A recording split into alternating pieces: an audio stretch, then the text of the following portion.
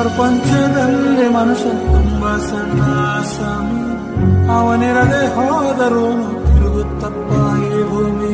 ಕಾಲಾನೆ ನಮ್ ಕೈಲಿಲ್ಲ, ನಾವೇನ್ ಮಾಡೋಣ, ಗಡಿಯಾರ ಕಟ್ಟ.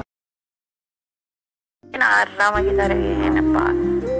ಇಲ್ಲ, ಎಲ್ಲರ ಬೆನ್ನ ಹಿಂದೆ ಒಂದು ಕಥೆ ಇರುತ್ತೆ, ಒಂದು ಕಷ್ಟ ಇರುತ್ತೆ.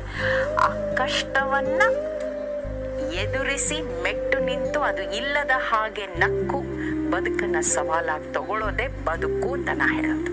ಇಷ್ಟು ವರ್ಷದ ಇದರಲ್ಲಿ ಕಂಡುಕೊಂಡ 3-4 ಸತ್ಯಗಳು. ಜೀವನ ಒಂದು ನಿತ್ಯೋತ್ಸವ. ಹಕ್ಕಿ ಹಾಡೋದು ಒಂದು ಸಂಭ್ರಮ, ಹೂ ಅರಳೋದು ಒಂದು ಸಂಭ್ರಮ. ಅದನ್ನ ನೋಡುವ ದೃಷ್ಟಿ ನಮಗ್ ಬರಬೇಕು. ಒಂದು ಇಷ್ಟು ಕೋಟಿ ಜನ ಇದ್ದಾರೆ ಅಂದ್ರೆ ಅಷ್ಟು ಕೋಟಿ ಮನಸ್ಸುಗಳಿರುತ್ತೆ, ಅಷ್ಟು ಕೋಟಿ ಆಸೆ ಆಕಾಂಕ್ಷೆಗಳು, ಪರ ವಿರೋಧ ನಿಲುವುಗಳಿರುತ್ತೆ.